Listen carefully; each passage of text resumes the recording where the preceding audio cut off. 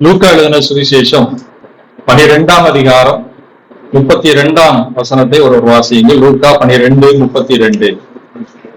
பயப்படாதே சிறு மந்தையே, உங்களுக்கு ராஜ்யத்தை கொடுக்க உங்கள் பிதா பிரியமாயிருக்கிறார். பயப்படாதே. இன்றைக்கு எங்கு பார்த்தாலும் பயம் நிறைந்த ஒரு சூழ்நிலையை தான் பார்க்க முடிகிறது. திகில் நிறைந்த ஒரு சூழ்நிலையை தான் பார்க்க முடிகிறது. குறிப்பாக பல நாடுகளை நாம் எடுத்துக்கொள்ளும் போது நாம் இருக்கிற இந்த பகுதி, கர்த்தர் நமக்கு தந்திருக்கிற இந்த சூழ்நிலைகள் எவ்வளவோ பரவாயில்லன்னு தான் சொல்லலாம். ஜப்பான் நாடு, இந்தோனேசியா, ஆப்கானிஸ்தான் இப்படிப்பட்ட நாடுகளிலே வாழுகிற மக்கள் ஒவ்வொரு நிமிடமும் இயற்கை பேரிடர், பூகம்பம் வந்துருமா, சுனாமி வந்துருமா, இப்படிப்பட்ட ஒரு பயத்தோடு வாழுகிற நிலையிலே தான் வாழ்ந்து கொண்டிருக்கிறார்கள். இன்னைக்கு யுத்தம் நடக்கிற நாடுகளை பாருங்கள். காசா பட்டணத்தை எல்லாம் எடுத்துக்கிட்டா ஒவ்வொரு நிமிடமும் மக்கள் திகிலோடு வாழுகிறார்கள். அன்னைக்கு செய்தியில பார்த்தேன், 2 தாய்மார்கள் தன்னுடைய பிள்ளைகளுக்கு பட்டினி, பசி, ஆகாரம் கிடைக்கல. நீங்க டிவியில பாருங்க, ஆகாரத்துக்கு போராடுகிற ஒரு நிலை. அவர்கள் சொல்லுகிறார்கள், என்னுடைய பிள்ளைகள் பசியிலே அழுது கொண்டிருக்கிறார்கள், ஆகவே நாங்கள் ஆகாரத்தை தேடி போகிறோம், கிடைக்குமா கிடைக்காதாங்கிறது தெரியல, ஒருவேளை நாங்களே உயிரோடு திரும்பி வருவோமா என்பது கூட எங்களுக்கு தெரியாது. அந்த ஒரு சூழ்நிலையிலே தான் இன்றைக்கு வாழ்கிற நிலை தேசத்திலே இருந்து கொண்டிருக்கிறது. ஆனால் கர்த்தர் நமக்கு நம்முடைய பகுதியிலே அப்படிப்பட்ட ஒரு சூழ்நிலையை இன்னும் தரவில்லை. எனவேதான் ஆண்டவர் சொல்லுகிறார், நீ பயப்படாதே, நீ திகையாதே என்று ஆண்டவர் சொல்லுகிறார். பயப்படாதே சிறு மந்தையே. இப்ப ஆண்டவருடைய பிள்ளைகள் ஒரு சிறு கூட்டம் தான். நீங்க வேதத்தை வாசிக்கும் போது பழைய ஏற்பாட்டு காலத்துல கூட இஸ்ரவேல் ஜனங்களை ஆண்டவர் அப்படிதான் அழைக்கிறார். ஏசாயா 41ஆம் அதிகாரம் 14ஆம் வசனத்தை வாசிங்க. ஏசாயா 41:14.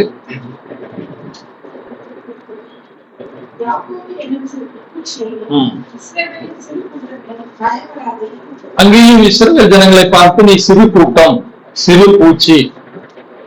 உபாகமம் 7ஆம் அதிகாரம் 7ஆம் வசனத்தை வாசிங்கன்னா அந்த ஜனங்களை சொல்கிறார், நீ ஜனங்களிலே திரட்சியான ஜனம் என்று சொல்லி நான் உன்னை தெரிந்து கொள்ளவில்லை, நீ ஒரு சிறிய கூட்டமாய் தான் இருந்தாய் என்று ஆண்டவர் சொல்கிறார். இன்றைக்கும் நம்முடைய தேசத்தையோ அல்லது இந்திய தேசத்தையோ எடுத்துக்கொண்டால் கிறிஸ்தவருடைய எண்ணிக்கை ரொம்ப ரொம்ப கம்மி தான் பெர்சன்டேஜ்ல. அது மட்டுமல்ல, கிறிஸ்தவர்கள் என்று பொதுவாக அவங்க வச்சிருக்காங்க. அதுல ரட்சிக்கப்பட்ட மக்கள், ரட்சிக்கப்பட்டதிலேயே வசனத்தின்படி வாழ்கிற மக்கள் அப்படின்னு எடுத்து பார்த்தா ஒரு சிறு கூட்ட மக்கள் தான். அவர்களை பார்த்துதான் ஆண்டவர் சொல்லுகிறார், பயப்படாதே சிறு மந்தையே. மற்ற 7ஆம் அதிகாரம் 14ஆம் வசனத்தை வாசல் பாருங்க. விசாலமான வாசல், அங்கே போகிற மக்களுடைய கூட்டம் அதிகம், இடுக்கமான வாசல் வழியாய் உட்பிரவேசிக்கிறவர்கள் சிலர், கண்டுபிடிக்கிறவர்களே சிலர் சொல்கிறார். அந்த சிறு கூட்டத்தை பார்த்துதான் ஆண்டவர் சொல்லுகிறார், நீ பயப்படாதே. பயப்படாதே என்று சொன்ன ஆண்டவர் என்ன சொல்கிறார் பாருங்கள், உங்கள் பிதா உங்களுக்கு ராஜ்யத்தை கொடுக்க வல்லவராய் இருக்கிறார். நீ பயப்படாத, உனக்கு ஒரு பெரிய வீடு தருவேன், உனக்கு ஒரு பெரிய மாளிகை தருவேன், உன்னை பணக்காரனா மாத்துவேன், உனக்கு இந்த உலகத்தில் உள்ள எல்லா செல்வங்களையும் தருவேன் அப்படி சொல்லல. அவர் சொல்லுகிறார், உனக்கு ராஜ்யத்தை தருவேன். ஏன் அப்படி ஆண்டவர் சொல்லுகிறார்? இந்த உலகத்துல இருக்கிற எல்லா ஆசீர்வாதங்களிலும் மேன்மையான ஆசீர்வாதம், பெரிய ஆசீர்வாதம், பிரதானமான ஆசீர்வாதம் பரலோக ராஜ்யம் தான். மற்றபடி இந்த பூமியில கிடைக்கிற எல்லாமே இந்த உலகத்தோடு முடிந்துவிடும். அதனாலதான் மத்தேயு 16:26 இயேசு சொல்கிறார், மனுஷன் உலகம் முழுவதையும் ஆதாயப்படுத்தி கொண்டாலும் தன் ஜீவனை நஷ்டப்படுத்தினால் அவனுக்கு லாபம் என்ன? அப்ப நம்ம மனுஷனுடைய வாழ்க்கையில கிடைக்கிற பெரிய ஆசீர்வாதம் நித்திய வாழ்க்கை, அதுதான் பரலோக ராஜ்யம். அதனாலதான் இயேசு பேசும்போது சொல்கிறார், மத்தேயு 18:8-9, உன் கண் உனக்கு இடர் உண்டாக்கினால் அதை நெஞ்சிரு பிடுங்கி போட்டுரு. நீ 2 கண்ணுடையவனாய் எரிகிற அக்கினி சூளையிலே போவதை பார்க்கலும் ஒற்றை கண்ணனாய் பரலோகத்துக்குள்ள போறது பெரிய ஆசீர்வாதம். அப்போ ஒரு உறுப்பை இழந்து கூட நீ பரலோக ஆசீர்வாதத்தை பற்றிதான் சொல்றாரே ஒழிய இந்த உலக ஆசீர்வாதத்துக்காக ஒரு உறுப்பை இழக்க சொல்லவில்லை. அதனாலதான் ஆண்டவர் சொல்கிறார், மேன்மையான ஆசீர்வாதம், நிச்சயமான ஆசீர்வாதம், உங்களை விட்டு எடுக்க முடியாத ஆசீர்வாதமாகிய பரலோக ராஜ்யத்தை உங்களுக்கு தருகிறேன். அந்த ஆசீர்வாதம் தான் இருக்கிறதுலே பெரிது. இதை இயேசுவை தவிர உலகத்துல யாராலும் கொடுக்க முடியாது. இன்னைக்கு பணமோ, பொருளோ, வீடோ, ஆஸ்தியோ, சுகமோ, நாம் நினைக்கிற எல்லாவற்றையும் இந்த உலகத்திலே நாம் இயேசுவை பின்பற்றாத மக்களும் பெறதான் செய்யறாங்க. ஆனா நித்திய வாழ்க்கை இயேசுவை தவற கொடுக்க முடியாது. எனவே நீ பயப்படாதே சிறு மந்தையே, உனக்கு அந்த ஆசீர்வாதத்தை, நித்திய ஜீவனை, பரலோகத்தை உனக்கு தருவேன். ஏன் இப்படி சொல்கிறாருன்னா, இந்த பூமியில நம் அநேக பாடுகள் பிரச்சனைகளை சந்திக்கும் போது அந்த மகிழ்ச்சி தான் இதை கடந்து செல்வதற்கு நமக்கு வழிவகுக்கும். எல்லா நேரங்களிலும் எல்லாம் நாம் நினைத்தபடி நடந்து போவது இல்லை. அப்ப நமக்கு ஒரு பெரிய சந்தோஷம். இன்னைக்கு உலக மக்களுக்கு நமக்கு உள்ள வித்தியாசமே அதுதான். அவங்களுக்கு இந்த பூமியில எல்லாம் கிடைச்சாதான் சந்தோஷமா இருக்க முடியும், மகிழ்ச்சியா இருக்க முடியும். நமக்கு சில நேரங்களிலே கிடைக்காமற் போனாலும் இதை கடந்து எனக்கு நித்தியமான வாழ்க்கையை தேவன் வைத்திருக்கிறார். யோபு இந்த பக்தன் அப்படிதான் சொல்கிறார். இந்த தோல் முதலானவைகள் அழுகி போனாலும் என் மீட்பர் உயிரோடு இருக்கிறார், கடைசி நாளிலே நான் அவரை காண்பேன். அன்றைக்கு வந்த மிஷினரிகள் அல்லது ரத்த சாட்சிகளாய் மரித்தவர்களுக்கெல்லாம் பெரிய மகிழ்ச்சி எது? தேவன் இந்த உலகத்தை கடந்து எனக்கு ஒரு நித்திய வாழ்க்கை வைத்திருக்கிறார். சேவான் மரிக்கும் போது அப்படிதான் அதை பார்க்கிறான். ஆகவேதான் ஆண்டவர் சொல்லுகிறார், உனக்கு நான் ராஜ்யத்தை தருகிறேன். அன்பானவர்களே, அப்ப பரலோக ராஜ்யத்தை நாம் தர வேண்டுமானால், பெற வேண்டுமானால், ஆண்டவர் நமக்கு கொடுக்க வேண்டுமானால் நீ என்ன செய்யாத? பயப்படாதே. ஏன் பயம் பரலோக ராஜ்யத்தை இழக்க செய்து விடுமா அப்படிங்கிற ஒரு கேள்வி நமக்கு எழும்பலாம். வெளிப்படுத்தின விசேஷம் 21ஆம் அதிகாரம் 8ஆம் வசனத்தை வாசிங்க.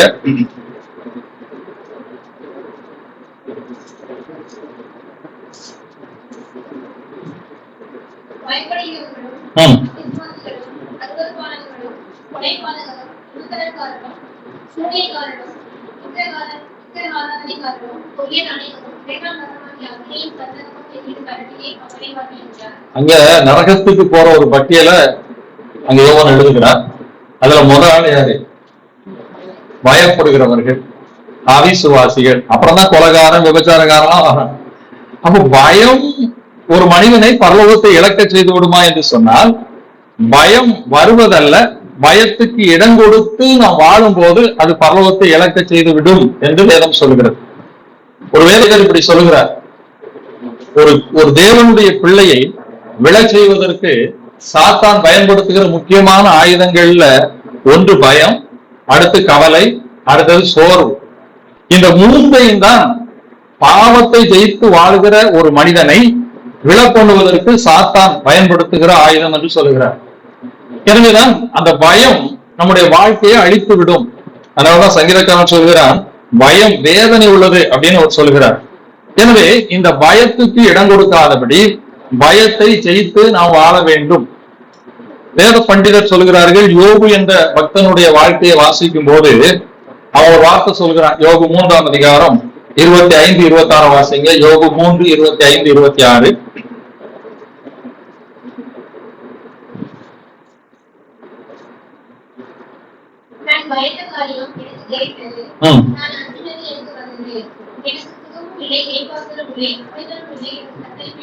நான் பயந்த காரியம் எனக்கு நேரிட்டது, நான் அஞ்சினது எனக்கு வந்தது அப்படி சொல்லி யோபு சொல்லுகிறார்.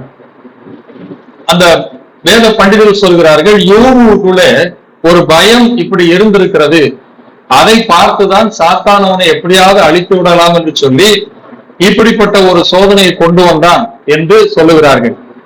நானும் இப்படிதான் பிரச்சனை பண்ணிட்டே இருந்தேன். ஆனா இப்போ 2 வாரத்துக்கு முந்தைய என்னுடைய பேரன் என்கிட்ட ஒரு கேள்வி கேட்டான். நீதிமொழிகள் 10ஆம் அதிகாரம் 24 வசனத்தை வாசிங்க. நீதிமொழிகள் 10.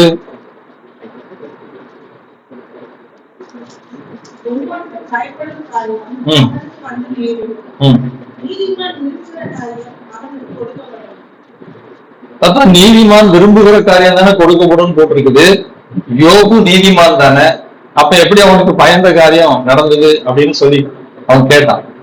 அவங்க குடும்ப ஜெபம் பண்ணும் போது அதை வாசித்திருக்காங்க, அதை டிஸ்கஸ் பண்ணியிருக்காங்க. இப்பதான் யோசிச்சேன், இதுக்கும் ஒரு பதில் சேர்த்து சொல்ல வேண்டியது இருக்கிறது அப்படின்னு சொல்லி. வேத வசனம் ஒரு நாளும் பொய் சொல்லாது. அது எந்த கான்டெக்ட்ல சொல்லப்பட்டிருக்கிறது என்னன்றதை நம்ம புரிஞ்சுக்கிட்டா வழங்கும். நீதிமானுக்கு, உண்மையாய் ஆண்டவருக்கு பயந்து வாழ்கிற நீதிமானுக்கு பயந்த காரியம் நடக்காது. விரும்புகிற காரியம் தான் என்ன செய்யும்? கொடுக்கப்படும். அப்ப யோபு ஏன் நீதிமானா இருந்தால் ஒரு பயந்த காரியம் நடந்தது என்று அவர் சொல்லுகிறார் அப்படின்னு சொன்னா, சில வசனங்களுக்கு சில எக்ஸெப்ஷன் உண்டு. இப்ப யோபுவுக்கு ஏன் நடந்துச்சுங்கிறதுக்கு விளக்கம் அங்கே கொடுக்கப்பட்டுச்சு. கொடுக்கப்படலைன்னா நமக்கு அது ஒரு சந்தேகம். ஏனென்றால் அவன் நீதிமானாய் வாழுகிறான், பரிசுத்தவானாய் வாழுகிறான். இப்போ சாத்தான் தேவனிடத்துல ஒரு சேலஞ்ச் வைக்கிறான். யோபுவின் புஸ்தகம் அந்த 1ஆம் அதிகாரத்தை எடுத்துக்கொள்ளுங்க. சாத்தான் எதுக்கு வருகிறாங்கிறது ஆண்டவருக்கு தெரியும். அதனாலதான் அவர் கேட்கிறாரு, நீ எதுக்கு வர அப்படின்னு. அப்ப அவன் என்ன சொல்றான் பாருங்க. ஆண்டவரே சொல்கிறார், யோபுவுக்கு ஒரு சர்டிபிகேட் கொடுக்கிறார். 8ஆம் வசனம், கர்த்தர் சாத்தானை நோக்கி, என் தாசனாகிய யோபுவின் மேல் கவனம் வைத்தாயோ? உத்தமனும் சன்மார்க்கனும் தேவனுக்கு பயந்து பொல்லாப்புக்கு விளைவுருவமாயிருக்கிற அவனை போல பூமியில் ஒருவனையும் இல்லை என்றான்.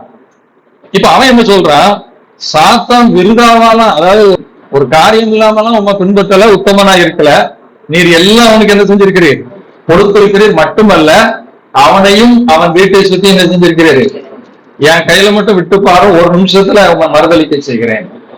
நீதான் வேலை எடுத்து வச்சிருக்கிறார், ஆனா உள்ளே போக முடியலையே. அப்பதான் ஆண்டவர் சொல்கிறார், ஏன்னா கர்த்தருக்கு எல்லாமே தெரியும். நம்ம ஆண்டவரை பின்பற்றுகிறதுனுடைய நோக்கம் என்னை பற்றி உங்களுக்கு கொஞ்சம் தான் தெரியும். மனுஷனுக்கு ஒரு அளவுக்கு தான் பார்க்க முடியும். ஆண்டவர் உள்ளத்தை அறிகிற தேவன். இவன் எதுக்கு என்ன பின்பற்றுகிறான் என்பதும் அவருக்கு தெரியும். ஆனா யோபுவை பத்தி ஆண்டவர் தெரியும், அதுக்கெல்லாம் அவன் பின்பற்றல அப்படிங்கிறத. எனவே ஒரு சவாலுக்கு விட்டு அவனை நிரூபிக்க பார்க்கிறார். அவனை நிரூபிச்சது அன்னைக்கு மட்டுமல்ல, இன்னைக்கு எத்தனை 1000 வருஷம் கழிச்சா கூட நமக்கு அது என்ன இருக்கிறது, ஒரு பாடமா இருக்கிறது. எனவேதான் அந்த நிகழ்ச்சி அங்கே நடைபெறுகிறது. அப்ப ஏன் யோபு அப்படி சொன்னான் அப்படின்னா, நீ இன்னொரு சம்பவத்தை அங்க பார்க்கணும். இந்த யோபுவினுடைய பிள்ளைகள் யோபுவை போல உத்தமர்களா இருந்தார்களா என்பது கேள்விக்குறி. நீங்க வாசித்து பாருங்க 5ஆம் வசனத்துல, அந்த 4ஆம் வசனத்துல, அவனவனுடைய குமாரர்களும் குமாரத்திகளும் பிள்ளைகள் எல்லாம் ஒண்ணு சேர்ந்து அவரவர்கள் தங்கள் தங்கள் நாளிலேன்னு போட்டிருக்கு. அப்படின்னா என்ன இருக்கணும், ஒரு பிறந்த நாளா இருக்கலாம். நான் ஏற்கனவே பிறந்த நாள் தேவனுடைய பிள்ளைகளுக்கு அவசியமான என்னுடைய யூடியூப் சேனல்ல கொடுத்துருக்கிறேன். அது இன்னைக்கு நம்ம கொண்டாடுகிறது சரியா அப்படின்னு நீங்க முடிஞ்சா ஆரோக்கியமான யூடியூப் சேனல்ல பாருங்க, புரியும். இங்க பாருங்க, சகோதரர்களை அழைத்து போஜனம் கொடுப்பாங்களாம். ஆனா அந்த நிகழ்வுல யார் கலந்து கொள்ளல, யோபு கலந்து கொள்ளல. இப்போ பிள்ளைகள் எல்லாம் கூப்பிட்டா கட்டாயம் என்ன செய்யணும், பெற்றோரை கூப்பிடணும்னா கூப்பிடுறாங்க, தாய் தகப்பனை கூப்பிடணும் இல்ல. அப்ப அவங்க விரும்புல, இவங்க கலந்து கொள்ளல. யோபுவுக்கு பிடிக்கவில்லையோ என்னவோ அது தெரியல. ஏன்னா நிச்சயமா அது சரியா இருந்தா யோபு கலந்துருப்பான். பெற்றோர் மட்டும் கலந்து கொள்ளல, பிள்ளைகள் மட்டும் செய்யறாங்க. அதை நீங்க பாருங்க 5ஆம் வசனம், விருந்து செய்கிற அவர்களுடைய நாள் முறை முடிகிற போது யோபு, ஒருவேளை என் குமாரர் பாவம் செய்து தேவனை தங்கள் இருதயத்திலே தூஷித்திருப்பார்கள் என்று சொல்லி. அப்ப அங்க நடந்த செயல்முறைகள் அவர்கள் தேவனுக்கு விரோதமாய் பாவம் செய்திருக்க கூடும் என்ற நிலையை யோபுக்கு கொடுத்தது. அதனால அவன் என்ன செய்யறான் பாருங்க, பலி செலுத்துகிறான். அந்த நாட்கள்ல அவங்களுக்கு அந்த பாவத்துல இருந்து தண்டனை வந்துடக்கூடாது என்பதற்காக அவன் பலி செலுத்துகிறான். இந்த பாருங்க, இந்த பிரகாரமாக யோபு அந்த நாட்களில் எல்லாம் செய்து வருவான். இப்ப இந்த சம்பவம் நடக்கும்போது கூட பாருங்க 13ஆம் வசனம், பின்பு ஒரு நாள் யோபுவினுடைய குமாரரும் அவன் குமாரத்திகளும் தங்கள் மூத்த சகோதரன் வீட்டிலே புசித்து திராட்சரசம் குடிக்கிற போது, அந்த நேரத்துலதான் இது அடுக்கடுக்கான இழப்புகள் எல்லாம் நடக்குது. இப்ப இவங்க இழப்பும் பாருங்க 18ஆம் வசனம், இப்படி இவன் பேசிக் கொண்டிருக்கையில் வேறொருவன் வந்து, உம்முடைய குமாரரும் உம்முடைய குமாரத்தையும் தங்கள் மூத்த சகோதரர் வீட்டிலே புசித்து திராட்சரசம் குடிக்கிற போது வனாந்தர வழியாய் பெருங்காற்று வந்து அந்த வீட்டின் ஆழ்முறையில அடிக்க. இப்போ யோபு நீதிமானாய் இருந்தாலும் அவனுடைய நீதி நிமித்தம் அந்த பிள்ளைகள் காக்கப்பட்டிருக்காங்க. ஏன்னா ஆபிரகாம்கிட்ட பேசும்போது, தேவன்கிட்ட ஆபிரகாம் பேசும்போது 5 நீதிமான் இருந்தா 10 நீதிமான் இருந்தா அந்த பட்டணத்தை அழிக்க மாட்டேன், ஆண்டவர் அழிக்க மாட்டேங்கிறார். இன்றைக்கு அநேக குடும்பங்களிலே ஒரு தேவனுடைய பிள்ளையின் நிமித்தம் ஒரு பாதுகாப்பு இருக்கிறது. ஆனா இங்கே சத்துரு யோபுவை சோதித்து அவன் உத்தமன் அல்ல என்பதை நிரூபிக்க வேண்டும் என்று வருகிற ஒரு சூழ்நிலையில ஆண்டவர் அதை அனுமதிக்கிறார். எனவே யோபுவினுடைய பிள்ளைகளை குறித்த ஒரு பயம் யோபுவுக்கு நினைஞ்சிருக்கலாம். இந்த பிள்ளைகள் எல்லாம் இப்படி இருக்காங்களே, கேட்கலையே, ஒருவேளை அழி வந்துடக்கூடாதோ, அந்த அடிப்படையில தான் யோபு என்ன செஞ்சிருக்கலாம், நான் அஞ்சினது வந்தது, நான் பயந்தது வந்தது அப்படின்னு சொல்லியிருக்கலாம். மற்றபடி நீதிமானாய் வாழ்கிறவனுடைய வாழ்க்கையிலே விரும்புகிற காரியம் தான் என்ன செய்யும், கொடுக்கப்படும். சரி, இந்த கேள்வி கேட்டதுனால இந்த விளக்கம் சொல்ல வேண்டியதாகிவிட்டது. அப்போ பயம் தேவனுடைய பிள்ளைகளுக்கு இருக்கக்கூடாது என்று வேதம் சொல்கிறது. இப்ப கூட நீங்க இந்த பரீட்சை டைம் எல்லாம் பாருங்க, ஒவ்வொரு முறையும் இந்த +2 ரிசல்ட் வரும்போது 10ஆம் வரும்போது பாருங்க, கட்டாயம் ஒரு 4-5 பிள்ளைகளாவது என்ன செய்யும், பரீட்சைக்கு பயந்து தற்கொலைங்கிற செய்தியை படிக்க முடியும். கடன் பாரத்துக்கு பயந்து தற்கொலை செய்கிற மக்கள், வியாதியை தாங்க முடியாமல் தற்கொலை செய்கிற மக்கள், இப்படி இந்த உலகத்தின் பிரச்சனைகளின் பயங்களினாலே அழுத்தப்படும் போது தற்கொலை செய்கிற மக்களை நாம் அன்றாட செய்தித்தாளிலே பார்க்கிறோம். ஆனால்தான் பயம் வேதனை உள்ளது என்று வேதம் சொல்கிறது. அதனாலதான் ஆண்டவர் அவருடைய பிள்ளைகளுக்கு பரிசுத்த ஆவியானவரை கொடுத்திருக்கிறார். இந்த பரிசுத்த ஆவியானவர் எப்படிப்பட்டவர்? ரோமர் 8ஆம் அதிகாரம் 15ஆம் வசனத்தை வாசிங்க. ரோமர் 8:15, 2 தீமோத்தேயு 1:7 வாசிங்க.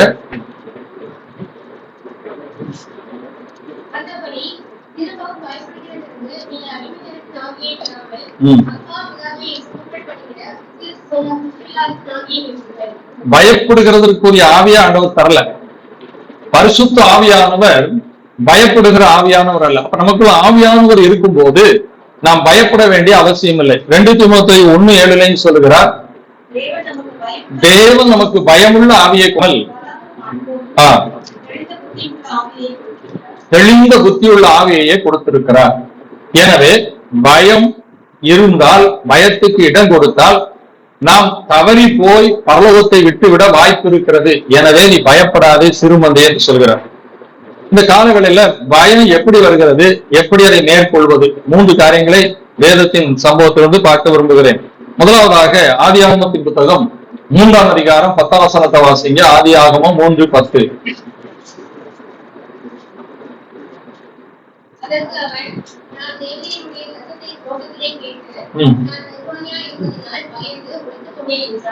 தேவருடைய சத்தத்தை கேட்டு நிர்வாணியா இருப்பதினால் பயந்து ஒளிந்து கொண்டேன்.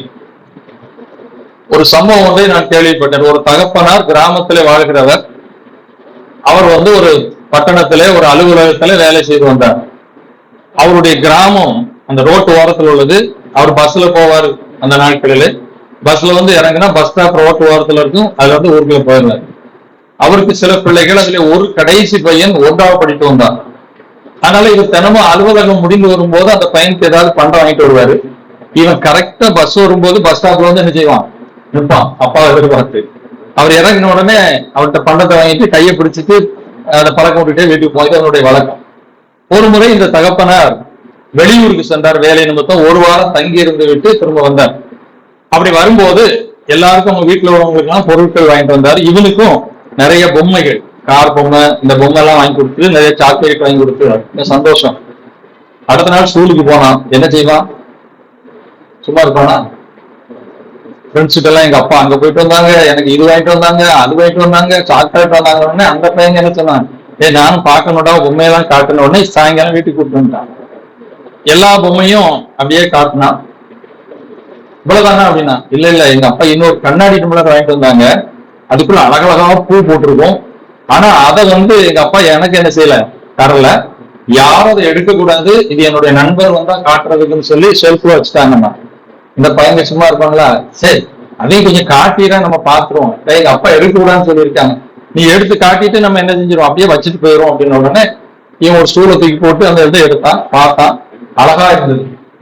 திரும்ப ஸ்டூலை போட்டு வைக்க போனான். எப்படினாலும் அந்த மறைவாய் செய்கிறதற்கு ஒரு பதட்டம் உண்டு. அந்த பதட்டத்துல வச்சவன் கீழே போட்டான், டம்முன்னு உடஞ்சிச்சு. அப்படி தாயார் வந்தாங்க, ஆஹா அப்பா இதை எடுக்கக்கூடாதுன்னு சொன்னாங்க, நீ உடச்சிட்டாலாம் பாரு அப்படின்னாங்க. மாலை வேலை வந்தது. அந்த தகப்பனார் அதே போல பஸ் ஸ்டாப்ல வந்து இறங்கினாரு. இவன் என்ன செய்யல, ஆளை காணல. என்னடா பையனை காணலன்னு வீட்டுக்கு வந்துச்சாரு. வீட்டுக்கு வந்த பிறகு இவனை காணல. மணி 7 ஆயிட்டு, இருத்திட்டு ஆளை காணல. அப்பதான் கேட்டாரு, இவன் கரெக்டா பஸ் ஸ்டாப் வருவானே, இன்னைக்கு வரலையே ஏன் அப்படின்னு.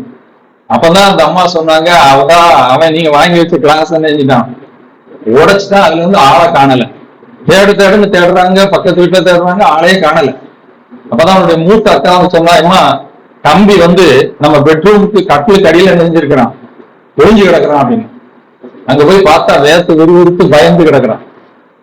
ஒவ்வொரு நாளும் தகப்பனை சந்தோஷத்தோடு சந்தித்து கைகுலிக்கு வருகிற மகன் ஏன் இன்னைக்கு போய் பயந்து ஒழிஞ்சான்? அதே நிலைதான் ஆதாம். நீங்கள் வேதத்தை வாசித்து பாருங்கள். பகலில் குளிர்ச்சியான வேளையிலே தேவன் தோட்டத்திலே உலா வரும்போது மகிழ்ச்சியா வந்து பேசுவாங்க. இன்றைக்கு ஆண்டவருடைய சத்தத்தை கேட்ட உடனே அவனுக்குள்ளே பயம் வந்து விட்டது. பாவம் பயத்தை கொண்டு வருகிறது. முதலாவது ஒரு மனிதனுடைய வாழ்க்கையிலே பயம் வருவதற்கான காரணம் பாவம். பாவம் சொன்னா இப்ப நம்ம ஆண்டவருடைய பிள்ளைகள் பெரிய பெரிய பாவத்தெல்லாம் செய்ய மாட்டோம், குடிக்க மாட்டோம், பேசித்தனம் பண்ண மாட்டோம். அப்படி போனா அவன் துணிகரக்காரன். இன்னைக்கு நிறைய ஊழியர்களே அப்படி இருக்காங்க, அது வேற விஷயம். ஆனா உண்மையான ஆண்டவருடைய பிள்ளைகள் வந்து அப்படி துணிகரமான பாவத்தை செய்ய மாட்டோம். இங்கே ஆதாம் செய்த பாவம் என்ன? கீழ்ப்படியாமை. தேவனுடைய வார்த்தைக்கு கீழ்ப்படியாமல் வாழ்வதுதான் பெரிய பாவம். அதைத்தான் இங்கே பாவம் என்றும், அந்த பாவம் தான் ஆதாமுக்கு பயத்தை கொண்டு வந்தது என்றும் பார்க்கிறோம். அந்தாந்த தேவனுடைய பிள்ளைகளே, நாம் ஆண்டவருடைய பிள்ளைகளாய் இருக்கும் போது பயம் நம்முடைய வாழ்க்கையில வராமல் இருக்க வேண்டுமானால், வந்தாலும் அதை ஜெயிக்க வேண்டுமானால், நாம் தேவனுடைய வார்த்தைக்கு கீழ்ப்படிந்து வாழ்கிறவர்களாய் இருக்க வேண்டும். 1 சாமுவேலின் புத்தகத்தை நீங்கள் வாசிக்கும் போது, இஸ்ரவேல் தேசத்துக்கு முதல் அரசன் யாரு? சவுல். இந்த சவுல் ஆரம்ப காலகட்டத்தில் பாருங்க, நிறைய யுத்தங்களை தைரியமா பண்ணிட்டு வந்தான், தைரியமா ஜெயிச்சுட்டு வந்தான். ஆனால் 1 சாமுவேல் 15 அதிகாரத்தை வாசிக்கும் போது ஆண்டவர் அங்கே ஒரு கட்டளை கொடுத்தார். அமலேக்கு இந்த ஒரு ஜாதி நீ வரும்போது உனக்கு வழிவிடவில்லை, அதனால நீ அந்த ஜாதியை அழிக்க வேண்டும் என்று சொன்னார். 1 சாமுவேல் 15 அதிகாரம் 3 வசனத்தை வாசிங்க.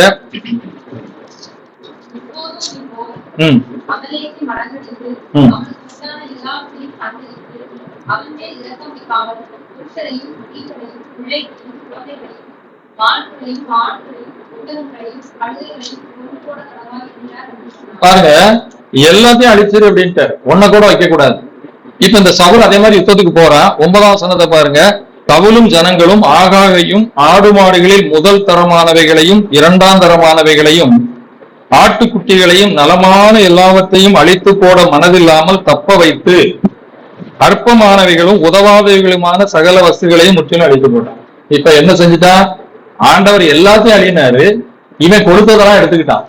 இப்படி செஞ்சது கூட காணாது பாருங்க. இப்ப சாமுவேல் வருகிறான் அந்த சவுலை சந்திக்க. அப்ப அவன் சொல்றான் பாருங்க, நான் போய் ஆண்டவர் என்னெல்லாம் சொன்னாரோ செஞ்சுட்டேன். அப்ப சாமுவேல் கேட்கிறான், என் காதுகள்ல ஆடு மாடு சத்தம் விழுகிறதே அப்படிங்கும் போது அவன் என்ன சொல்றான் பாருங்க. அதற்கு சவுல், அமலேக்கத்திலிருந்து அவைகளை கொண்டு வந்தார்கள், ஜனங்கள் ஆடு மாடுகளை நலமானவைகளை உடைய தேவனாய கர்த்தருக்கு பலியிடும்படிக்கு தப்ப வைத்தார்கள், மற்றவைகளை முற்றிலும் அழித்து போட்டார்கள். அப்ப நீங்க அந்த சம்பவனை வாசித்து பாருங்க. சாமுவேல் சொல்றேன், எப்ப இது சரி கிடையாது, கர்த்தர் என்ன சொன்னாரோ அதைத்தான் நீ என்ன செய்யணும், நீ பலியிடுவதற்கு எடுத்து வச்சாலும் ஆண்டவருக்கு பிரியமில்லை. பின்னால் 22 வசனத்துல சொல்றார் பாருங்கள். அதற்கு சாமுவேல், கர்த்தருடைய சத்தத்துக்கு கீழ்ப்படுகிறதை பார்க்கிலும் சர்வாங்க தகன பலிகளும் கர்த்தருக்கு பிரியமாயிருக்குமோ, பலியை பார்க்கலும் கீழ்ப்படுதலும் ஆட்டுக்கடாக்களை நிலத்தை பார்க்கலும் செவி கொடுத்தலுமே உத்தமம். அந்த தெளிவா சொல்லிட்டார். இனிமேல் ராஜ்யபாரம் உனக்கு இல்லை. ஒரு கீழ்ப்படியாம என்ற பாவம் தான் சவுலுடைய வாழ்க்கையிலே அவருடைய ராஜ்யபாரத்தை இழக்க செய்து. இப்ப அதுக்கு பிறகு பாருங்க, சவுலுக்குள்ள ஒரு பொல்லாத ஆவி வருகிறது. இப்போ முந்தி தைரியமா யுத்தத்துக்கு போனவன் இப்போ யுத்தத்துக்கு போறதுக்கே பயப்பட ஆரம்பிச்சான். இங்க பின்னால வாசிச்சு பாருங்க, கோலியாத் வந்து நிற்கும் போது எல்லாரும் பயப்படுகிறார்கள். சவுலும் என்ன செஞ்சுட்டான், ஒரு ராஜாவே பயப்பட ஆரம்பிச்சிட்டான். 1 சாமுவேல் 28 அதிகாரத்தை வாசிங்க, 5ஆம் வசனம். 1 சாமுவேல் 28:5.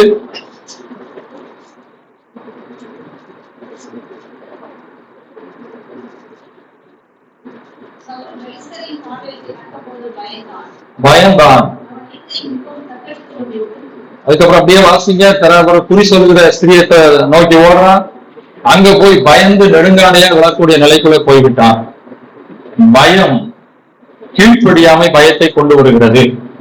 அப்போ இந்த பயத்தை ஜெயிக்கணும்னா நாம் ஆண்டவருக்கு பயந்து கீழ்ப்படிந்து என்ன செய்ய வேண்டும், நடக்க வேண்டும். ரட்சிக்கப்பட்டா மட்டும் போகாது, ரட்சிக்கப்பட்ட நாம் ஒவ்வொரு நாளும் ஆண்டவருக்கு பயந்து நடக்க வேண்டும். இப்ப கூட நீதிமொழிகள் ஒரு வசனம் உண்டு, 28 அதிகாரத்தை வாசம் பாத்தீங்கன்னா, எப்போதும் பயந்து இருக்கிறவன் பாக்கியவான் அப்படின்னு இருக்கும். அப்போ அதை எடுத்துக்கிட்டு வசனம் எப்போதும் பயந்து பாக்கியவான்னு சொல்லுது. அப்ப பயப்படக்கூடாதுன்னு ஆண்டவர் சொல்றாரு. ரெண்டும் ஒரு முரண்பாடா இல்லையா? அப்ப அதுக்கு முந்தின வசனத்தை வாசிக்கணும். அதுக்கு முந்தின வசனத்தை வாசிக்க நீதிமொழிகள் 28ஆம் அதிகாரம் 14ஆம் வசனம்.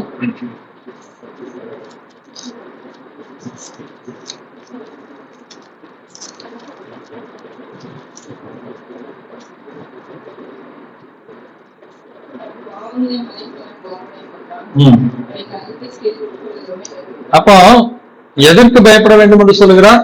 பாவத்துக்கு பயப்பட வேண்டும். இப்ப கர்த்தருக்கு பயப்படுதல் அப்படின்னு சொன்னா, கர்த்தருக்கு பயந்து வாழ்கிற வாழ்க்கைன்னு சொன்னா அது என்ன பயம்? ஒரு திருடனை பார்த்து பயப்படுற மாதிரியோ, ஒரு கொலைகாரனை பார்த்து பயப்படுற மாதிரியோ அல்ல. ஒரு தகப்பனுக்கு ஒரு பிள்ளை எப்படி பயப்பட வேண்டுமோ அந்த பயத்தை தான் கர்த்தருக்கு பயப்படுகிற பயம். அதை நீதிமொழிகள் வாசனா அவர் தெளிவாக சொல்கிறார். நீதிமொழிகளின் புஸ்தகம் 6ஆம் அதிகாரம் 6ஆம் வசனத்தை 8ஆம் அதிகாரம் 13ஆம் வசனத்தை வாசிங்க. நீதிமொழிகள் 8:13. 16:6 கர்த்தருக்கு பயப்படுகிறதினால் மனுஷர் தீமையை விட்டு விலகுகிறார்கள். தீமையை வெறுப்பதே கர்த்தருக்கு பயப்படும் பயம். சங்கீத புத்தகத்துல நீங்கள் வாசித்து பார்த்தால் 19:19 கர்த்தருக்கு பயப்படும் பயம் சுத்தமும். அப்ப ஆண்டவருக்கு பயப்படுதல் என்பதனுடைய அர்த்தம் பயந்து நடுங்கி அப்படி போகிறதல்ல. நான் பாவம் செய்யக்கூடாது, நான் தீமை செய்யக்கூடாது, கர்த்தருக்கு பிரியமானதை செய்ய வேண்டும், இப்படி வாழ்வதுதான் கர்த்தருக்கு பயப்படும் பயம். இந்த பயத்திலே நான் வாழும்போது இப்படிப்பட்ட ஒரு பயத்தை, பாவத்தினால் வருகிற பயத்தை தவிர்க்க முடியும், ஜெயிக்க முடியும். அப்ப முதலாவது கீழ்ப்படியாமையினாலே, தேவனுடைய வார்த்தைக்கு கீழ்ப்படியாமையினாலே பயம் வருகிறது. அதை மேற்கொள்ள வேண்டுமானால் நாம் ஒவ்வொரு நாளும் ஆண்டவருடைய வார்த்தைக்கு கீழ்ப்படிந்து கர்த்தருக்கு பயந்து வாழ்கிற ஒரு வாழ்க்கை வாழ்ந்தால் நிச்சயமாய் இப்படிப்பட்ட பயத்தை மேற்கொள்ள முடியும். அதனாலதான் சங்கீதம் 128 சொல்கிறார், கர்த்தருக்கு பயப்படுகிற மனுஷன் இவ்விதமாய் ஆசீர்வதிக்கும். ஒரு குடும்ப ஆசீர்வாதத்தை பத்தி சொல்கிறார். அப்ப கர்த்தருக்கு பயந்து வாழுகிற வாழ்க்கை. இன்னொரு இடத்துல சொல்கிறார், நீங்கள் மனுஷனுக்கு என்ன செய்யாதீங்க, பயப்படாதீங்க, உங்களுடைய ஆத்மாவை நரகத்திலே தள்ள வல்லமை உள்ளவருக்கு மட்டும் பயப்படுங்க அப்படிங்கிறார். அப்ப முதலாவது பயம் பாவத்திலே வருகிறது. பாவம் என்பது கீழ்ப்படியாமை. இதை ஜெயிப்பதற்கு அனுதினமும் கர்த்தருக்கு பயந்து பரிசுத்தமான ஒரு வாழ்க்கை வாழ வேண்டும். இரண்டாவது பயம் ஏன் வருகிறது? மார்க் எழுதின சுவிசேஷம் 4ஆம் அதிகாரம் 40ஆம் வசனத்தை வாசிங்க. மார்க் 4:40.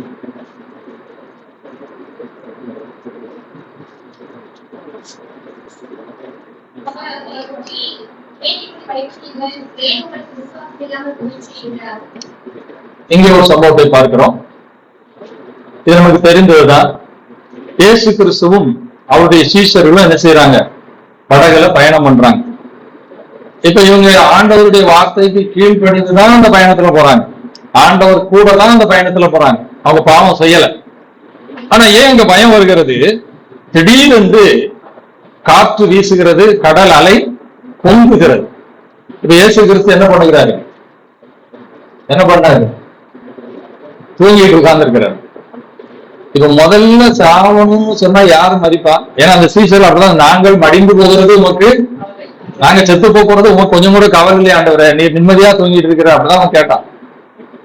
இப்ப முதல்ல வீட்டுல ஆபத்து வருது, தண்ணி வருதுன்னா தூங்குற ஆள் சாவாங்களா, உயிரோடு இருக்கிற ஆள் சாவாங்களா? அப்ப முதல்ல சாகணும்னா, ஆபத்து வரணும்னா இயேசுக்கு தான் வரணும். ரெண்டாவது பாருங்க, இயேசு கிறிஸ்து தச்சு தொழில் செய்யற ஒரு இதான் படிச்சார். அவருக்கும் கடலுக்கும் சம்பந்தமே இல்லை. ஆனா இதுல பேரு யோவான், யோகோ இவங்க எல்லாம் கடல்ல மீன் பிடிச்சு பழகினவங்க, நிச்சயமா நீச்சல் தெரிஞ்சிருக்கும். அப்ப அவங்களுக்கு தப்பி போவதற்கு வாய்ப்பு இருக்கிறது. ஆனா அவங்க என்ன சொல்றாங்க, நாங்கள் மடிந்து போகிறது உமக்கு. அப்ப அவங்களுக்கு இவரு தப்பிச்சிருவாரு எப்படியாது, நம்ம தான் என்ன செய்யணும். அப்ப ஆண்டவர் அங்கே அவருடைய பயத்துக்கான ஒரு காரணத்தை சொல்கிறார் பாருங்கள், வாசிங்க அதே வசனத்தை. ஏன் இப்படி பயப்பட்டீர்கள், ஏன் உங்களுக்கு விசுவாசம் இல்லாம போயிற்று. இப்போ இரண்டாவது பயத்துக்கு காரணம் விசுவாச குறைவு. இன்னொன்றையும் நான் புரிந்து கொள்ள வேண்டும். நான் ஆண்டவருக்கு பயந்து நடக்கிறேன், ஆண்டவருடைய பிள்ளையா தான் இருக்கிறேன், கர்த்தருக்கு பிரியமா வாழ்கிறேன், ஆனாலும் என் வாழ்க்கையில பிரச்சனையே வராது, என் வாழ்க்கையில துன்பமே வராது, தோல்வியே வராது, நஷ்டமே வராது, வியாதியே வராது அப்படின்னு நம்ம சொல்வதற்கு வாய்ப்பே. இயேசு இருந்த படகுல தான் என்ன வருது, காற்று வருது, அலை வருது, சாகக்கூடிய ஒரு நிலை உருவாகக்கூடிய காரியமும் அங்கேதான் வருகிறது. இயேசு இருந்த கானாவூர் வீட்டுலதான் திராட்சரசம் என்னாச்சு, குறைவுபட்டது. அப்ப இயேசு கிறிஸ்து நம்மோடு இருப்பதினாலே பிரச்சனையே வராது, துன்பமே வராது என்பதெல்லாம் வரும்.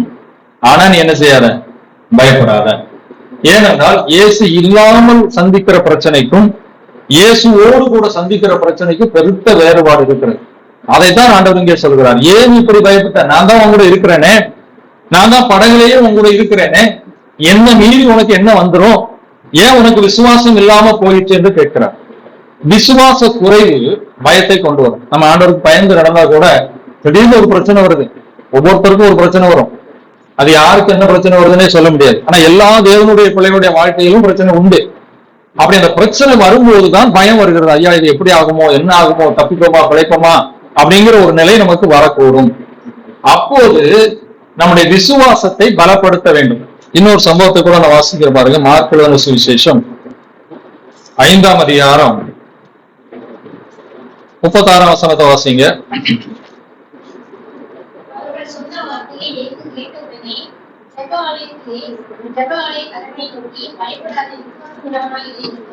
இங்க பாருங்க, ஒரு ஜெபாலய தலைவனுடைய மகள் சாகக்கூடிய கண்டிஷன்ல இருக்கிறார். அவளை பிழைக்க வைக்க முடியாது அப்படிங்கிற ஒரு நிலையில தான் அவ இருக்கிறான். இப்ப பாருங்க, இந்த ஜெபாலய தலைவன் அவரிடத்துல வருகிறான். அவரிடத்துல வந்து, என்னுடைய மகள் சாகக்கூடிய தலைவல இருக்கிறா, ஆனா நீர் வந்து அவளுக்கு மேல என்ன செய்யணும், கை வச்சா அவ பிழைப்பா. 23 வசனத்தை பாருங்க. என் குமாரத்தி மரண அவஸ்தைப்படுகிறாள். அதாவது சாகக்கூடிய கண்டிஷனுக்கு போயிட்டா, அவள் ஆரோக்கியம் அடையும்படிக்கு நீர் வந்து அவள் மேல் உமது கைகளை வையும், அப்பொழுது பிழைப்பார். இப்போ இந்த ஜெபாலயனுடைய விசுவாசம், உச்சகட்ட விசுவாசம் எவ்வளவு இருக்குது? என் மக சாகிறதுக்குள்ள ஆண்டவர் வந்து என்ன செய்வான், கையை வச்சுட்டா படைச்சிருவான். இதான் வந்து உச்சகட்ட விசுவாசம். இப்ப அவன் விசுவாசத்தை உடைக்கும்படி அங்க ஒரு சம்பவம் நடக்கிறது. இப்ப இவன் இப்படி வர்ற இடத்துல அங்க ஒரு எப்படி டிராபிக் ஜாம் ஆன மாதிரி ஆகிப்போச்சு. ஒரு பெரும்பாடு உள்ள ஸ்திரீ குறுக்க வந்துட்டா, அவ தொடரா. இப்ப அங்க கொஞ்சம் டிலே ஆகி லேட் ஆயிடுச்சு. இப்ப பாருங்க, இந்த டைம்ல 35ஆம் வசனம், அவர் இப்படி பேசிக் கொண்டிருக்கையில் ஜெபாலய தலைவனுடைய வீட்டிலிருந்து சிலர் வந்து, உம்முடைய குமாரத்தி மரித்து போனால் இனி ஏன் போதகரை வருத்தப்படுத்துகிறீர்கள்? அவ உயிரோடு இருந்தானா, இவர் வந்தாருன்னா கை வச்சா சோகமாயா? இப்ப அவ என்ன செஞ்சுட்டான், இனிமே இவர் வந்து என்ன செய்யல, பிரயோஜனம் இல்லை. செத்த பிறகு எழுப்பக்கூடிய வல்லமை ஆண்டவருக்கு இல்லைங்கிற நம்பிக்கை அவன் இல்ல. அதுதான் அவங்க சொல்றாங்க, இனிமேல் ஏன் போதகரை வருத்தப்படுத்துகிறீர், முடிஞ்சு போச்சு எல்லாம். உடனே ஜெபாலய தலைவன் பேசுவதற்கு முன்பதாக இயேசு என்ன பேசுகிறார் பாருங்கள். அவர்கள் சொன்ன வார்த்தையை இயேசு கேட்ட உடனே என்ன சொல்கிறார்? ஜெபாலய தலை நோக்கி, பயப்படாதே, டேய், நீ உன் விசுவாசம் நல்ல உச்சகட்ட விசுவாசத்துல தான் வந்த, நான் வந்து கைய வச்சா எழும்பிடுவானு. இப்போ உன் விசுவாசத்தை உடைக்கிற மாதிரி ஒரு வார்த்தை வருது, இனிமேல் நீ அவரை கூப்பிடண்டான்னு. உடனே அவரே சொல்கிறார், பயப்படாதே, விசுவாசத்தை விட்டுட்டீங்கன்னா உனக்கு என்ன வந்துடும்? பயம் வந்துடும். பயம் வந்தால் செயல்பட முடியாது. ஏன்னா ஒரு இடத்துல அவருடைய அவிசுவாசத்து நிமித்தம் ஆண்டவர் அநேக அற்புதங்களை செய்யவில்லை. அப்ப உன் விசுவாசத்தை விட்டுறாத, உன் பயத்துக்கு இடம் கொடுத்துறாத என்று ஆண்டவர் உடனே ஒரு தடுப்பணை போட்ட மாதிரி போடுறார். ஒருவேளை ஆண்டவர் சொல்லலைன்னா அவனும் கூட திரும்பி போயிருப்பானோ என்னமோ தெரியாது. இப்ப இந்த வார்த்தையை கேட்ட உடனே அவனுக்கு ஒரு தைரியம் வந்துட்டு இப்ப போறாரு. அவர் என்ன செய்கிறாரு? அவரை எழுப்பி விடுகிறார். அப்ப அவிசுவாசம் நம்முடைய வாழ்க்கையிலே பயத்தை கொண்டு வந்து விடுகிறது. தேவனுடைய பிள்ளைகள் விசுவாசமாய் இருப்பதற்கு நம்ம என்ன செய்யணும்னா, ஒன்றே ஒன்று, ஆண்டவருடைய வார்த்தை. இந்த வார்த்தை தான் விசுவாசம். கேள்வியினாலே வரும். கேள்வி அது தேவனுடைய வார்த்தை. இந்த வார்த்தையை எந்த அளவுக்கு நாம் விசுவாசிக்கிறோமோ அந்த அளவுக்கு தான் ஆண்டவர் மேல் நம்முடைய விசுவாசம் பெருகும். நான் அடிக்கடி சொல்லுவேன், இன்றைக்கு அற்புதங்களில் எல்லாம் பெரிய ஒரு அற்புதம் இந்த வேதாகமும் நம்முடைய மொழியில நம்ம கையில கிடைச்சிருக்குது. அதுதான் பெரிய அற்புதம். ஏன்னா இதுதான் விலையேறப்பட்ட பொக்கிஷம். இந்த வேதாகமம் நம்ம கையில இருக்கிறதுனால எப்ப வேணாலும் நம்ம என்ன செய்யலாம், அதை வாசிக்கலாம், அந்த விசுவாசத்தை வளர்த்து கொள்ளலாம். அவ்வளவு ஒரு பெரிய வாய்ப்பு. பழைய ஏற்பாட்டு காலத்துல நியாயப்பிரமாண புஸ்தகம் ஆசாரியன்ட்ட மட்டும்தான் என்ன செய்யும், இருக்கும், ஜனங்கள்ட்ட கிடையாது. இன்றைக்கு ஆண்டவர் நமக்கு செய்த பெரிய அற்புதம் இந்த வேதவசனம். ஆனா இன்னைக்கு நம்ம அந்த வேத வசனத்தை விட்டுட்டு எங்கெங்கெல்லாமோ ஓடிக்கிட்டு இருக்கிறோம். விசுவாசத்தை வளர்க்கறதுக்கு ஊழியக்காரனை நோக்கி ஓடிக்கிட்டு இருக்கிறோம். அந்த கூட்டத்துக்கு போனா அற்புதம் நடக்குமா, இந்த ஊழியக்காரத்தை போனா அற்புதம் நடக்குமா? ஜனங்கள் இன்றைக்கு தவறான வழியிலே நடத்தப்படுகிறார்கள்.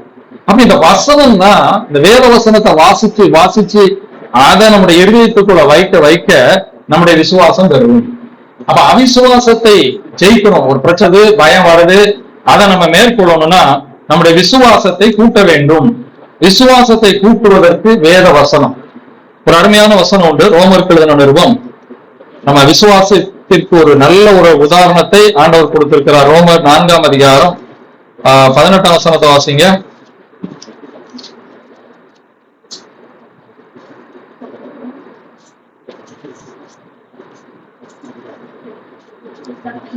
உன் சந்ததி இவ்வளவா இருக்கும் என்று சொல்லப்பட்டபடியே தான் அநேக ஜாதிகளுக்கு தகப்பனாவதை நம்புவதற்கு ஏதுவில்லாதிருந்தும் அதை நம்பிக்கையோட நம்புவதற்கு ஏது கிடையாது, வழியே கிடையாது.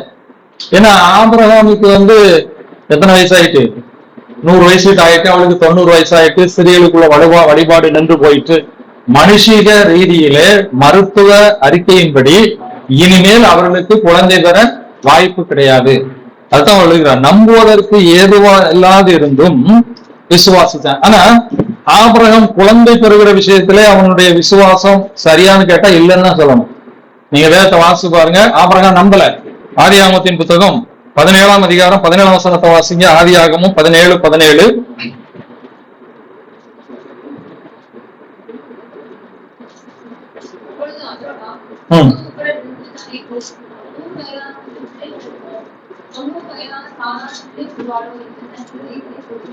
இப்போ ஆபிரகாம் விசுவாசிக்கல, கொஞ்ச நாள் இருந்தான். சாராளுக்கு 83 வயசுல போயிட்டு, அதனாலதான் ஆகாரம் பிடிச்சுக்கொண்டு என்ன செஞ்சுட்டான், இவன் மூலமா சந்ததியை கொடுத்துட்டான். ஆபிரகாமுக்குள்ள அதன் பின்பு ஈசாக்கு பெறுகிற விஷயத்துல அந்த அளவுக்கு விசுவாசம் இல்லை. ஆதியாகமத்துல சொல்லுகிறான், 100 வயதானவனுக்கு பிள்ளை பிறக்குமா, நகைக்கிறான், சந்தேகிக்கிறான். 18ஆம் அதிகாரத்தை வாசிச்சு பாருங்க, சாராலும் நகைக்கிறான். 18ஆம் அதிகாரம் 12ஆம் வசனத்துல. அப்ப 2 பேருக்குமே குழந்தை பிறப்பை குறித்ததான விசுவாசம் ரொம்ப அளவுக்கு இல்லை. ஆனா இங்க ரோமர்ல அவர் எழுதுகிறார், நம்புவதற்கு ஏதுவில்லாத இருந்தும் விசுவாசான்னு சொல்லி. அதன் பின்பு ஒருவேளை ஆபிரகாம் ஆண்டவர் கொடுத்த தைரியத்துல விசுவாசிச்சிருக்கலாம்.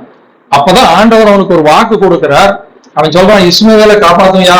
அப்ப ஆண்டவர் சொல்ல, இஸ்மவேலையும் நான் காப்பாத்துறேன், ஆனா இவன் உனக்கு கர்த்த பிறப்பு அல்ல, இவனிடத்திலே உன் சந்ததி விளங்க போறதும் இல்ல, உன்னுடைய சந்ததி ஈசாக்கினிடத்திலே தான் விளங்கும் என்று சொல்லிட்டார். இப்போ 100 வயசுல அதே மாதிரி என்ன செஞ்சுட்டான், ஈசாக்கு திறந்துட்டான். இப்ப ஆபிரகாமினுடைய விசுவாசம் வேற லெவலுக்கு போயிடுச்சு. நீங்க இந்த இடத்துலயே இப்ப ஆபிரகாமுக்கு குழந்தை பிறந்ததை வச்சு ஆண்டவர் இவன் விசுவாசிகளின் தகப்பன் அப்படின்னு சர்டிபிகேட் கொடுத்திருந்தா பிசாசு சும்மா இருக்க மாட்டான். எங்கப்பா விசுவாசிச்சான், அவன் 100 வயசுல பிள்ளை வருவான்னு நகைச்சான, பெரிய விசுவாசின்னு போய் சொல்லிருக்கமா. இப்ப ஆண்டவருக்கு ஆபிரகாம் விசுவாசிகளின் தகப்பன் என்பதை நிரூபிக்க வேண்டிய ஒரு நிலை ஏற்பட்டது. அதனாலதான் ஆதியாகமம் 22ஆம் அதிகாரத்துல ஆபிரகாமை கூப்பிட்டு இன்னொரு டெஸ்ட் வைக்கிறார், சோதித்தார் அப்படின்னே இருக்கும். என்ன சோதிக்கிறார், உன் நேசகுமாரனும் உன் ஏக புதல்வனும், நல்ல கண்டென்ட் எல்லாம் கொடுக்குறாரு. உனக்கு ஒரே பிள்ளைப்பா, 100 வயசுல பிறந்தவன், செல்ல பிள்ளை, அவனை தூக்கிட்டு போய் என்ன செய், பலியிட்டு. இப்பதான் அவனுக்கு டெஸ்ட். இப்ப ஆபிரகாம் விசுவாசிகளின் தகப்பன் என்பதற்கு அவன் பிள்ளை பெற்று எடுத்ததை வச்சு கொடுக்க முடியாது, ஏன்னா அவன் அதில் தான் சந்தேகிச்சுட்டானே. இப்ப இந்த டெஸ்ட்ல தான் ஆபிரகாம் விசுவாசிகளின் தகப்பன்னு விசுவாசிக்கு மட்டுமில்ல, இன்னைக்கு நமக்கும் நிரூபிக்க வேண்டிய நிலை அவருக்கு ஏற்பட்டது. இப்ப இந்த டெஸ்ட வைக்கிறார் பாருங்க. இந்த டெஸ்ட்ல அவன் ஜெயிக்கிறது ரொம்ப கஷ்டம். இப்ப இதை எப்படி அவன் ஜெயிச்சான் அப்படிங்கிறதுக்கான விட எங்க இருக்கிறதுனா எபிரேயர்கள் நிருபத்துல இருக்கு. ஏன்னா 12 வயசு குமாரன், ஒரே பையன், பலியிடுங்கிறார், வெட்டி கொல்லு அப்படிங்கிறார். அங்க சும்மாதான் சொல்லல, உண்மையிலே பலியிடு, ஆட்டை பலியிடுற மாதிரி பலியிடு அப்படிதான் சொல்றாரு. இப்ப ஈசாக்கே அவன் பலியிடுவதற்குரிய விசுவாசம் எப்படி வந்திருக்கும்? எபிரேயர்கள் நிருபம் 11ஆம் அதிகாரம் 18ஆம் வசனத்தை வாசிங்க.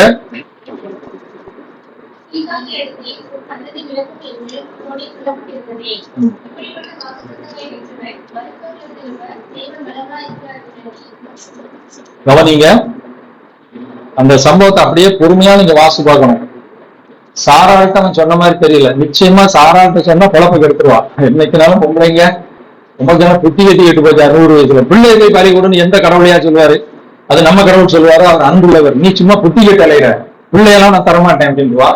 ஈசா கிட்ட சொன்னாலும் ஒருவேளை அவன் எப்படி மனம் அடிவான் என்பது தெரியாது. ஏன்னா 12 வயசு பையன் ஆயிட்டான். 12 வயசு பையன் ஓரளவுக்கு ஓடிடுவான்.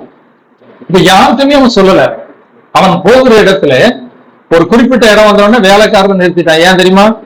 வேலைக்காரரை கூட்டு வந்தா அவன் நெஞ்சிடுவான், தடுத்துருவான். எப்படினாலும் ஒரு பிள்ளையை வெட்டும்போது பார்த்துக்கிட்டு இருப்பாங்களா? ஆனால் நீங்க இங்கே நின்று கொள்ளுங்கள், நானும் என்னுடைய குமாரனும் போய் பலி செலுத்திவிட்டு திரும்பி என்ன சொன்னா வருவோம், வருவேன்னு சொல்லல. அப்ப அவனுக்கு அப்பவே ஒரு கான்பிடென்ட் வந்துச்சு, என் பிள்ளையோட தான் நான் வருவேன் அப்படின்னு. இப்ப போனா போற வழியில ஈசாக்கு கேட்கிறான், அப்பா விறகு கட்டை இருக்குது, நெருப்பு இருக்குது, ஏன்னா பலி செலுத்த என்ன வேணும்? ஆடு இல்லையே. எப்படி இருக்கு அவன் உள்ள பாருங்க. எப்படி அவன் இதை செய்ய முடியும்? கொஞ்சம் உட்கார்ந்து கற்பனை பண்ண. ஒரு பிள்ளை வந்து அவனதான் வெட்ட போறான்.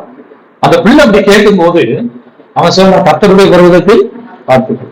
அங்க போய் நீங்க பாருங்க, அங்க ஆபிரகாம் நடிச்ச மாதிரி எல்லாம் எனக்கு தெரியல. அந்த சம்பவத்தை அப்படி உட்கார்ந்து வாசித்தா ஆண்டவர் தான் பதட்டப்பட்டு ஓடி வந்த மாதிரி தெரியும். கையில கட்டினா, காலை வச்சான், கத்தை தூக்கிட்டு நிறுத்திட்டான், குத்த போயிட்டான். இப்ப ஆண்டவர் தான் வேக வேகமா ஆபிரகாம் நிறுத்து அப்படின்னு சொன்ன மாதிரி இருக்குது. அந்த சம்பவம் அப்படிதான் இருக்கு. நிறுத்துப்பா. எப்படி இவனால் அதை செய்ய முடிந்தது? அதுக்கு ஒரே ஒரு காரியம், கர்த்தருடைய வார்த்தையின் மேல் உள்ள அவர் என்ன சொன்னாரு? ஈசாக்கின் இடத்துல இப்ப வெட்டி போட்டான்னு வச்சுக்காங்களேன், அவன் செத்து போயிட்டான். இப்ப ஆண்டவரை பார்த்து ஆபிரகாம் கேட்பான், ஆண்டவரே நான் அன்னைக்கு இஸ்மவேலை காப்பாத்தணும் தான் உங்களிடத்துல கேட்டேன், நீர் தான் சும்மா இருக்காம இவன்லாம் கிடையாதுப்பா, ஈசாக்கிட்ட தான் உனக்கு கர்த்த பிறப்பு, அவன்கிட்ட தான் சந்ததின்னு சொன்னியாரு, நானும் நம்பிட்டேன், இவன் செத்து போயிட்டான், எங்க இருந்து சந்ததி வரும்? அதனால சொல்லுகிறான், அவனை பலி செலுத்தினாலும் ஈசாக்கின் இடத்தில் உன் சந்ததி விளங்கும் என்று ஆண்டவர் சொல்லி இருக்கிறதுனால மரித்தோரில் இருந்து அவன் என்ன செய்யணும்? அவன் அப்படிதான் நினைச்சுப்பான், நான் வெட்டி போடுருவேன், அவர் எழுப்பி தராம நான் வரமாட்டேன், அப்ப அவர் பொய் சொன்னவர் ஆயிருமே. அதனாலதான் சொல்றான், அந்த தைரியத்துலதான் அவன் வெட்ட துணிஞ்சிட்டான். ஆனா ஆண்டவர் வெட்ட விடலை. வெட்டினாலும் இருக்க முடியும், ஆனாலும் அவர் அந்த இடத்துக்கு விடவில்லை, அவனை தடுக்கிறார். நீங்க அதை பாருங்க. அப்பதான் சொல்கிறார் ஆபிரகாம் அந்த பலி செலுத்தினபடி, இப்போது நீ கர்த்தருக்கு பயப்படுகிறவன் என்பதை நான் ஆபிரகாமுக்கு தெரியும், ஏன்னா தேவனுக்கு தெரியும் அவன் என்ன செய்வாங்கிறதா. அவருக்கு ஒரு மனுஷன் பிறக்கிறதுக்கு முன்பே, பெயரிடுவதற்கு முன்பே அவர் அறிந்தவர். இவன் வெட்டுவானா, இவன் பலி செலுத்த வருவானா, விலகி போவானா, எல்லாமே அவருக்கு தெரியும். யோகுவையும் தெரியும், நம்மையும் தெரியும். அதனால துணிஞ்சு கொடுத்தார். ஆனா எதற்காக இதை செய்தார் என்றால், இன்றைக்கு நாம் ஆபிரகாம் விசுவாசிகளின் தகப்பன்னு சும்மா சொல்ல முடியாது. இன்னைக்கு நம்முடைய வாழ்க்கையில அநேக சோதனைகள் வருவதற்கு ஒரு காரணம், ஆண்டவர் நம்மை நிரூபித்து காண்பிப்பதற்காகவும் கூட இருக்கு.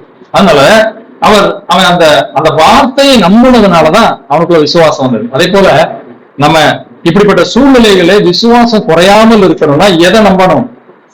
வார்த்தையை நம்ப வேண்டும். சங்கீதங்களின் புத்தகம் 112 சங்கீதம் 6-7 வாசிங்க. சங்கீதம் 112 6-7.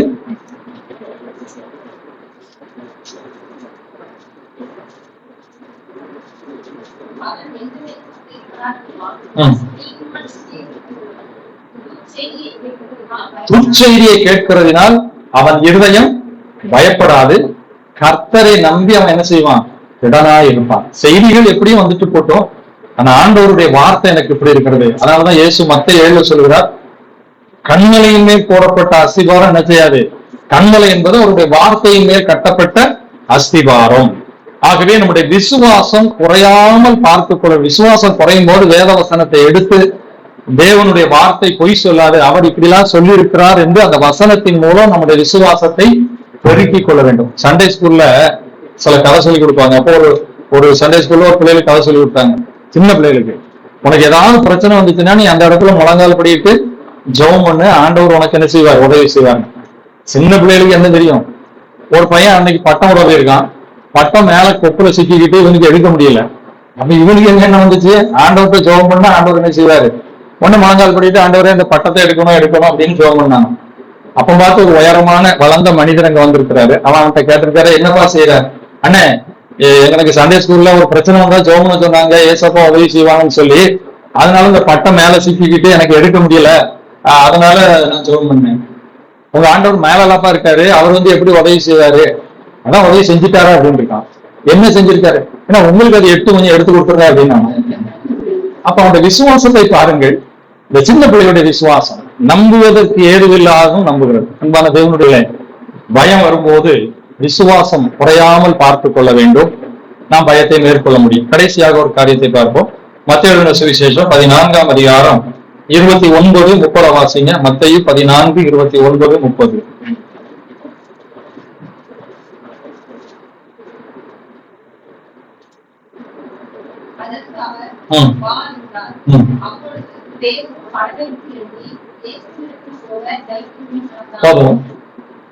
இது ஒரு சம்பவம்.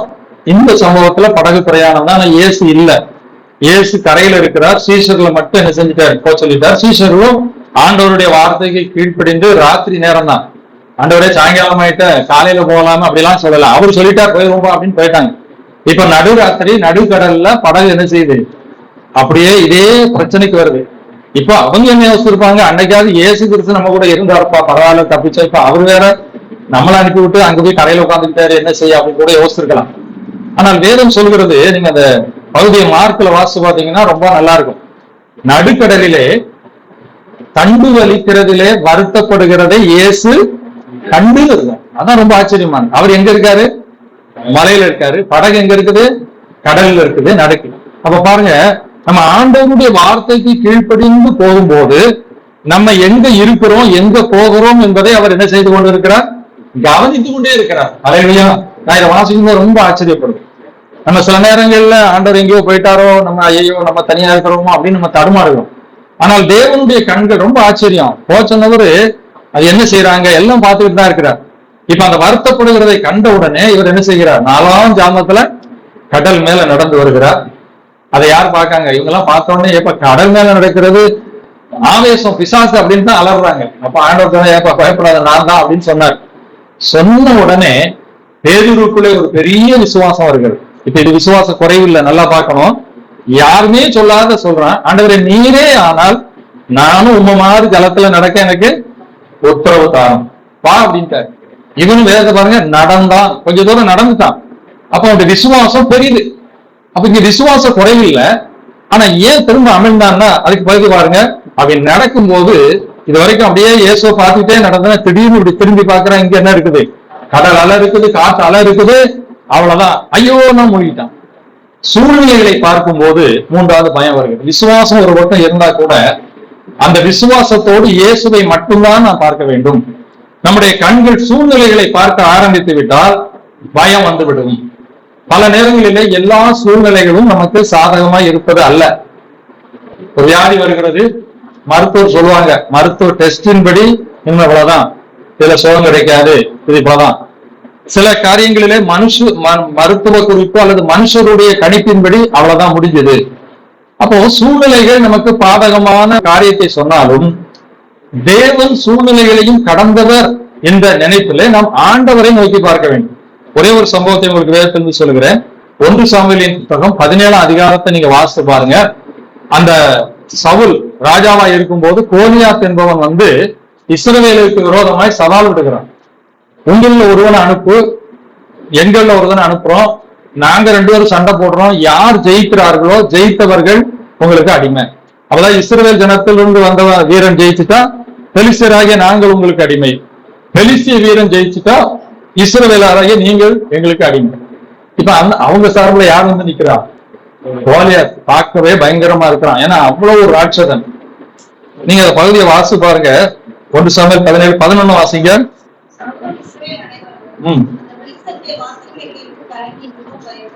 24 வசனம்.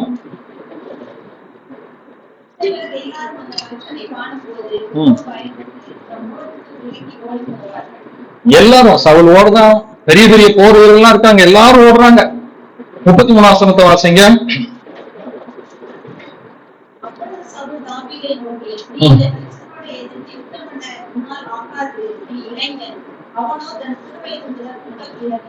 இப்போ தாவீது மட்டும் வாரான். அவன் இந்த போர் பயிற்சி பெற்றவன் அல்ல, ஒரு திடகாத்திரமான பர்சனாலிட்டியான அவனுடைய ஆளும் இல்லை. ஆனா அவன் சொல்றான், நான் இவனை எடுத்து யுத்தத்துக்கு போவேன். எல்லாருக்குமே வேடிக்கையா இருக்குது. இப்ப சவுல் கிட்ட கொண்டு அவன் நிறுத்தணும்னே சவுலே சொல்றான், எப்ப நீ அவன்கிட்ட நினைச்ச முடியாது, யுத்தத்துக்கு போக முடியும்னா அவன் தோற்றத்தை ஒப்புடுகிறான். அவன் யுத்த பயிற்சி பெற்றவன், அவன் பெரிய ஆளு, உனக்கு ஒண்ணுமே கிடையாது. இந்த ஒப்பீடை செய்து விட்டு நீ என்ன செய்ய முடியாது, போக முடியாது. 37ஆம் வசனத்தை வாசிங்க.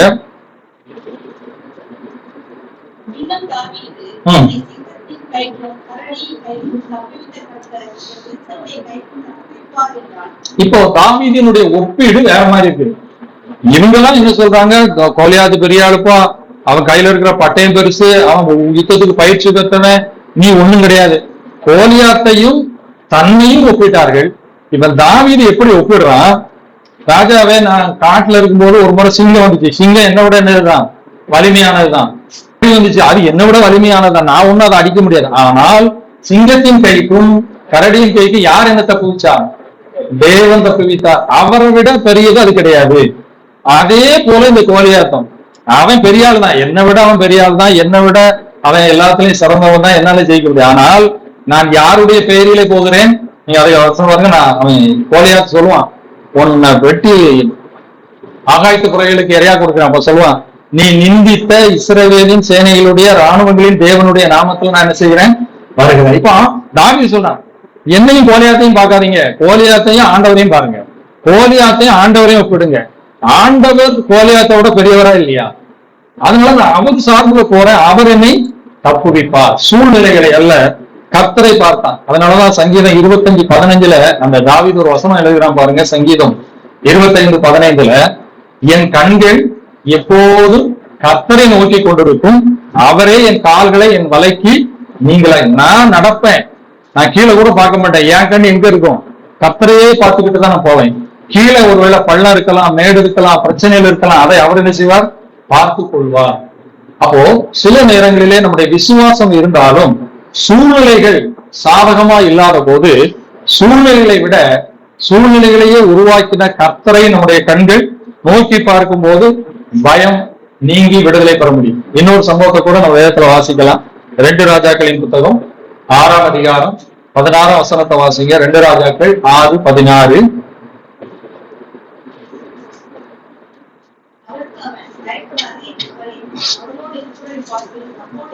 இங்கேயும் தெரியும், எலிசாவும் வேலைக்காரனும் ஒரு மலையில போய் உட்கார்ந்து இருக்காங்க. இப்ப எலிசாவை பிடிக்கும்படி அந்த சீரிய தேசத்து ராஜா ஒரு பெரிய படையே நெஞ்சிட்டான், அனுப்பிட்டான்.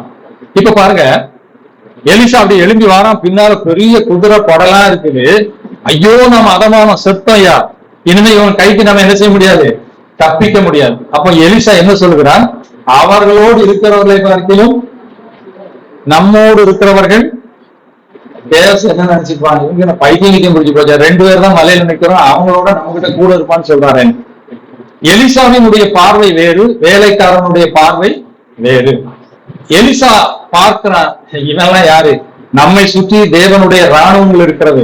இப்பதான் ஒரு சின்ன ஜெபம் பண்றான், ஆண்டவரே நான் பார்த்த மாதிரி இவனும் பார்க்கும்படி இவன் கண்களை திறந்துடணும். அப்படி அவன் கண் திறக்கப்பட்ட போது அவர்களை சுற்றி அக்கினிமய ரதங்களும் குதிரை வேறும் இருப்பதை அவன் பார்த்தான்.